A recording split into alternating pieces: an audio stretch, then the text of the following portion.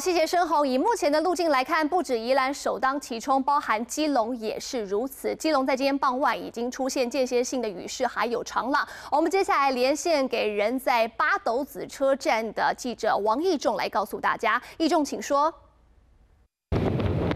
好的，主播，记者现在位于基隆北海岸八斗子火车站旁边的海岸。随着天色越来越暗，这里的风也越来越强劲，而记者后方的海浪也被这个强风吹得一波一波拍打岸边，瞬间溅起的浪花有时高达3层楼这么高，而且这个长浪一波一波拍打岸边，可以看得出来这个风势是非常的强劲。而这个玛利亚受到太平洋高压环流导引，以每小时26公里的速度，已经直扑台湾北台湾而来，而且首当其冲的基隆，在今天晚上到明天中午降雨会最为的显著。基隆市政府今天上午还特别召开了防灾会议，基隆市长特别请民众要做好防灾准备，以免发生停电停水的情形，并且还特别强调，基隆市政府提供的沙包没有上限，可见这一次的强台玛利亚是多么的强劲。而玛利亚是属于西北台，它的特性就是会跟海岸线垂直，导致海水倒灌，尤其是从今天晚上凌晨1点到3点的时候，台风的中心最靠近基隆，